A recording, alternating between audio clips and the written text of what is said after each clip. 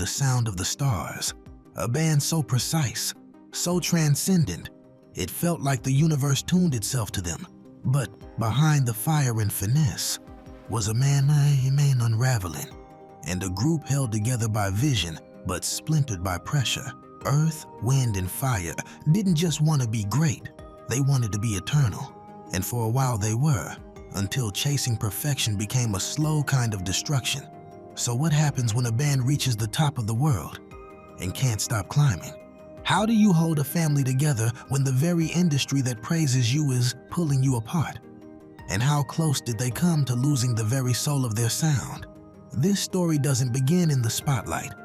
It begins in the mind of Maurice White, a drummer searching for something divine. And it stretches across decades of triumph, grief, spiritual longing, and musical brilliance. Through disco and funk, gospel and jazz, into synthesizers, silence, and survival. They made joy feel cosmic, but it cost them more than the world ever knew. This is the story of how earth, wind, and fire touched heaven and nearly burned up trying to stay there. This is the story they never wanted told. Welcome to Legends of Soul, where the voices that shaped generations are finally heard in full. We honor the architects, the visionaries, and the overlooked pioneers of soul, funk, and R&B. Here, we go beyond the charts and into the truth, the sacrifices, the genius, and the untold pain. This isn't nostalgia, it's justice. These are the legends they tried to forget. Chapter 1, a voice heard in silence before the gold suits, before the pyramids, the horns, and the crowds so loud they felt like thunder. There was a boy in Memphis, quiet, curious, watching the world through sound. Maurice White didn't speak much as a child, but music spoke to him. In the deep south of the 1950s, where racial lines were sharp and chances were thin, music became both refuge and compass. Gospel from the church, blues from Beale Street, jazz from the records his stepfather brought home. It all stirred something inside him. Something vast, something searching. When his family moved to Chicago, Maurice found himself surrounded by both the beauty and the brutality of city life. It was there, in the clubs and on the South Side corners, that he picked up the drums. Rhythm became his first language. He wasn't just keeping time, he was chasing meaning. By the mid-60s, he was a session drummer at Chess Records, the very heart of electric blues and early soul. He played behind legends like Etta James, Muddy Waters, and The Impressions. He watched genius up close, and he learned the industry's unspoken rules. Be sharp, be fast, don't break, don't ask. But Maurice wasn't content to play in the background. There was something forming in him, a vision that went beyond rhythm sections and studio walls. He wanted to create a sound that healed, that lifted, that transcended. Something spiritual but grounded, something black but universal. In 1969, he formed a group called the Salty Peppers. The music had groove, but it lacked direction. So Maurice did something radical. He renamed the band after his own astrological chart, Earth, Wind, and Fire, and rebuilt it from the ground up. He brought in his younger brother Verdine on bass. He sought out players who could shift from jazz to soul to funk without missing a beat. Musicians who could think and feel in color. And more importantly, he brought a philosophy. Music wasn't just sound, it was message. It was magic. They rehearsed like monks. They studied mysticism, Egyptology, numerology. Maurice devoured books on harmony, spirituality, even quantum theory. He didn't want to form a band. He wanted to channel a force. And for a moment, in those early rehearsals, with no crowd and no contract, it felt like he just might. But perfection doesn't come gently. And the closer Maurice got to the sound in his head, the further he drifted from everything else. Chapter 2, The Burden of Brilliance. By the early 1970s, Earth, Wind, and Fire had started to evolve from an experimental ensemble into something much bigger and much harder to contain. Their breakthrough came not with a single, but with a soundtrack. Sweet Sweetback's Bada's Song, a radical black film with a message of defiance, featured EWF's early grooves pulsing under the rebellion. Suddenly, Hollywood, record execs, and everyday listeners were asking the same question: who is this band? Maurice White knew the answer, even if the world didn't yet. They were the future. They were liberation with horns. They were jazz-trained and funk-born, steeped in gospel but aiming at the stars. And they were his vision. When Columbia Records signed them, the pressure changed. No longer an underdog project, Earth, Wind, and Fire became a high-stakes experiment. Maurice pushed harder. Tighter harmonies, deeper arrangements, more players, more polish, more precision. On the outside, the band was climbing. Albums like Open Our Eyes and That's the Way of the World were not just successful. They were seismic. Hits like Shining Star made them global icons. They weren't chasing trends, they were setting them. But behind the curtain, the cost was mounting. Maurice's pursuit of perfection had turned obsessive. Rehearsals ran into the early morning. Vocal takes were done again and again, chasing an emotional purity only he could hear. Bandmates called him intense. Some called him impossible. You could see it, one former member later said. He wanted every note to heal the world. And if it didn't, it broke him. The band was massive by now. Multiple vocalists, horn sections, costume designers, choreographers, mystics, stage techs. They weren't just playing shows, they were building galaxies. But even galaxies have gravity. Some members began to burn out under the strain. Others clashed over credit, control, and the slow erosion of their brotherhood. Verdine, the band's pulsing heart on bass, tried to hold the rhythm steady, but Maurice was slipping deeper into the music and further from the people making it. The irony was cruel. Their sound had never been tighter. Their shows had never been more transcendent. And yet, inside the machine, the soul was fraying. Because when brilliance becomes a burden, it stops being shared and starts becoming a cage. Chapter 3. When joy became a spectacle. They called it magic. Lasers, pyramids, levitation. Earth, Wind, and Fire didn't just perform. They ascended. By the late 70s, their concerts felt like rituals, equal parts James Brown and Sun Ra. They weren't a band anymore. They were an experience. Maurice White had achieved what he set out to build. A sound that uplifted. A show that stunned. A message that transcended race, genre, and language. From Harlem to Tokyo, people left EWF shows in tears, in awe, transformed. And yet, the higher the band soared, the more fragile the center became. Touring was relentless. Expectations were enormous. They played sold-out arenas night after night, each one bigger, louder, more elaborate than the last. They brought spirituality into pop culture. Symbols of Egypt, astrology, and Afrocentric pride flashed across stages built like temples. But behind that glittering curtain, the cracks were widening. Maurice, once the soul-searching drummer, had become a mystic king in a gold suit, adored, but increasingly isolated. His vision had outgrown reality. He was chasing something divine, but it kept slipping through his fingers. The band members, brilliant in their own right, began to feel more like satellites than collaborators. They admired him, they feared him, but they couldn't always reach him. And then came the excess. The late 70s were kind to no one who flew too high. Drugs, egos, and money drifted in like fog. Not sudden, but corrosive. Some band members indulged, others recoiled, some left quietly. Others were pushed. Maurice tried to stay clean, tried to stay focused. But the pressure twisted even his spirituality into superstition. He consulted mystics before shows. He demanded rehearsals where bandmates meditated instead of played. He started losing sleep, then losing weight, then losing time. What began as a celebration of joy had become a performance of joy, something rehearsed, perfected, exhausting, and still, they climbed. All in all went double platinum. September became eternal. Boogie Wonderland tore through the charts. They were untouchable. But touch was exactly what they'd lost, because when joy becomes a spectacle, it starts to feed the audience and starve the ones performing it. Chapter 4. The diagnosis no one wanted to hear. The lights never dimmed for earth, wind, and fire.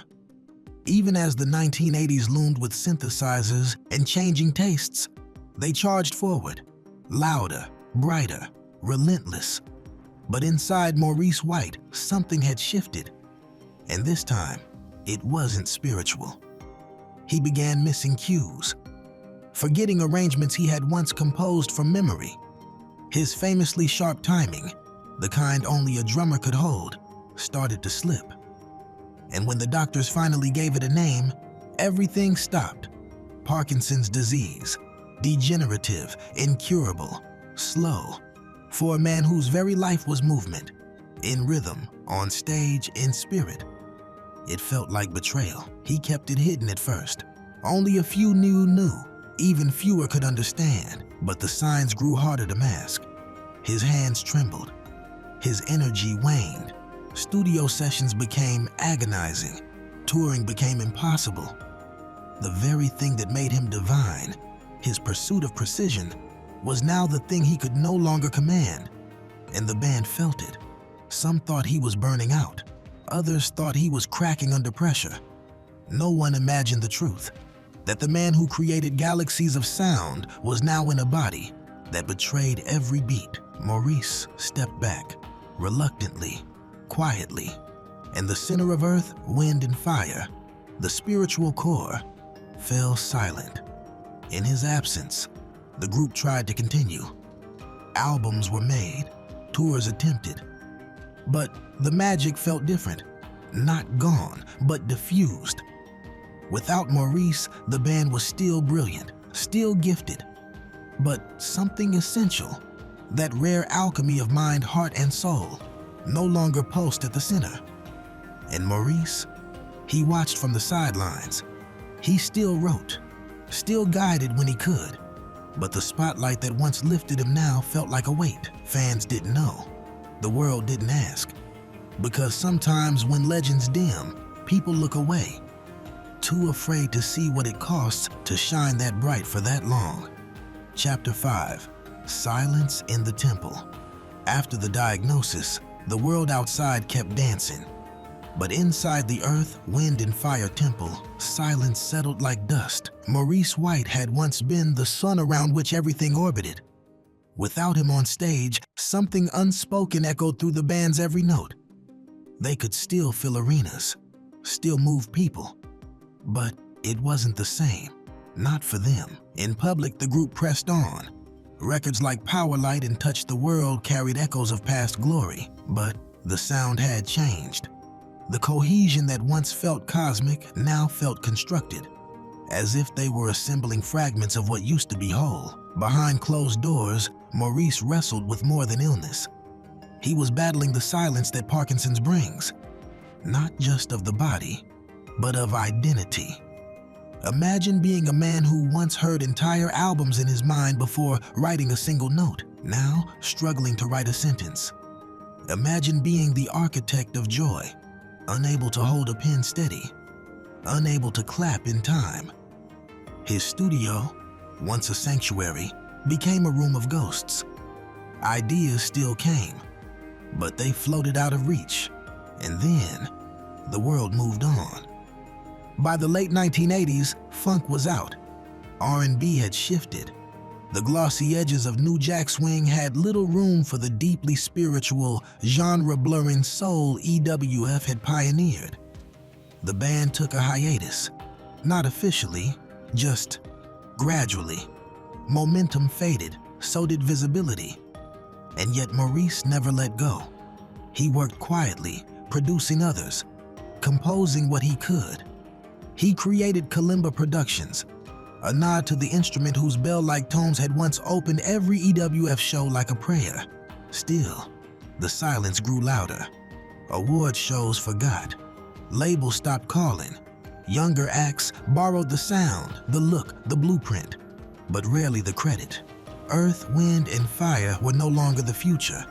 They had become the past. And the past, in this industry, is rarely treated with grace. In the temple Maurice built, the music still echoed, but the people stopped listening, and silence, once sacred, became something closer to exile. Chapter 6. Echoes of the Phoenix. The phoenix was always Earth, Wind, and Fire's symbol, a mythical bird reborn from flames, majestic, eternal. But by the 1990s, even the phoenix felt far away. Maurice White remained in the shadows, his body weaker, his voice softer, but his mind still searching, still dreaming. And something strange began to happen. While the industry had moved on, the people had not. New generations found the old vinyls in basements and barbershops. They heard the horn hits and hip-hop samples, the layered harmonies in neo-soul, the spiritual uplift in gospel-tinged R&B. Lauryn Hill, D'Angelo, Erykah Badu, they were drawing from a well Maurice had dug decades before. And slowly, something stirred. The band reunited, tentatively, then fully. Verdine returned on bass, anchoring the groove with wisdom and fire. Philip Bailey, whose falsetto once soared above Maurice's baritone, stepped forward to lead. They began to tour again, at first for nostalgia, then for recognition. Maurice didn't join them on stage, but he was there, in every arrangement, every lighting cue, every backstage whisper reminding the band, this isn't just a show, it's a message. In 2000, they were inducted into the Rock and Roll Hall of Fame. Finally, a nod from the institution that had long ignored the architects of soul. Maurice attended, sat quietly in the crowd, smiled gently during the tribute. He could no longer drum, no longer sing, but the crowd, thousands of voices, sang for him. In that moment, the Phoenix returned, not as spectacle, not as fire, but as memory, as reverence. And when Earth, Wind, and Fire released Illumination in 2005, with guests like Will I Am, Big Boy, and Raphael Sadiq, it wasn't a comeback. It was a passing of the torch. They didn't bend to the new era. The new era bent toward them, because some fires don't fade, they just wait. And when the world remembers, they rise. Chapter 7. The Quiet Goodbye. Maurice White never wanted the spotlight. He wanted the light, the kind that healed, the kind that lifted people out of pain and pointed them towards something bigger. So it makes sense that his final years were quiet. He stopped appearing in public. No fanfare, no farewell tour, just stillness. His Parkinson's had advanced. Speaking became difficult. Walking, exhausting. Music, the force that once poured through him like a river, now trickled in gentle, painful reminders of what had been. And yet, he was never truly silent. He wrote, he mentored, he listened to the new generation interpreting his sound through chopped samples and digital drums. He smiled when he heard those chords, the unmistakable blend of joy, groove, and hope, still echoing in songs decades removed from their origin. The band continued. Verdine still danced across stages with ageless energy. Philip Bailey carried the flame with grace and power. Audiences, black, white, old, young, kept coming. Because something about Earth, Wind, and Fire wasn't tied to a moment. It was tied to something eternal. Maurice passed away on February 4th, 2016. No headlines screamed, no TV specials aired. But those who knew felt it. D'Angelo wept. Quincy Jones bowed his head. A generation of musicians, quietly raised on Maurice's sound, posted tributes filled with gratitude and awe. It wasn't just the end of a life. It was the closing of a chapter in black music. A chapter written in kalimba notes and gospel roots, in cosmic dreams and disciplined grooves. and a man who believed music could touch the divine, and spent his life trying to prove it. There was no curtain call, just a quiet goodbye. But in every wedding that plays September, every protest lifted by a song of hope, every child swaying to fantasy for the first time, Maurice White lives on. Not as a celebrity, but as a builder, a healer, a messenger, and a man who tried, against all odds, to make the world sound more like love. Chapter 8. The cost of a sound so perfect the world remembers the horns, the harmonies, the spectacle. It remembers the joy, but what it often forgets or chooses not to see is the cost of that joy, the weight carried by the man who orchestrated it all. Maurice White didn't just create earth, wind, and fire. He architected a sound so seamless, so uplifting, so polished, that people assumed it came easy. But behind that shine was labor, obsession, sacrifice. While the industry reaped the profits, Maurice bore the pressure. And like so many Black innovators, he did it quietly, with grace, with reverence for the craft. Even when the system surrounding him didn't return that respect, others built upon his blueprint. Some honored it, many didn't. You can hear earth, wind, and fire in Beyoncé's ballads, in Kendrick Lamar's layering, in the gospel-rooted fire of John Legend, in the joy of Bruno Mars, and the polished sonic universes of artists like Anderson .Paak and Janelle Monáe. They sampled his chords. They adopted his spiritual touch. But few could carry the weight of what Maurice carried, because he made it look too easy. Rock and Roll Hall of Fame? It came in 2000, nearly 30 years after their breakthrough. A Grammy Lifetime Achievement Award? 2016, posthumous. Recognition, when it came, arrived like a whisper, not a roar. The industry, as always, was late. And Maurice White, like too many Black visionaries, never got to fully witness the impact he made. So we're left with questions that haunt. Why are the architects always the ones asked to carry the heaviest bricks? Why does perfection, when achieved by Black artists, become expected rather than celebrated? Why do we wait until voices are gone to say their names with reverence? And what would the industry look like today if Maurice White had been given the same power he gave to others, his sound lives? But the reckoning is still due. Earth, wind, and fire changed the world, and the world still hasn't said thank you properly. Maurice White didn't chase fame. He chased frequency, the kind that lifted a room, the kind that made your chest ache from beauty, the kind that made millions of people feel just for a moment like they were part of something eternal. Earth, Wind, and Fire wasn't just a band. It was a prayer set to rhythm, a dream wrapped in horns and harmony. And at the center of it all was a man who gave everything, even his health, even his peace, to make the world sound just a little more like hope. He never took a victory lap, never made it about him, but the songs, they remain. Think about the first time you heard Reasons or Dance to September, or sat alone with headphones on, letting That's the Way of the World wash over your soul. That feeling? That was Maurice. His genius wasn't just in composition, it was in connection. And that's why it still moves us, still heals us. He didn't need fireworks to say goodbye. He gave us a galaxy.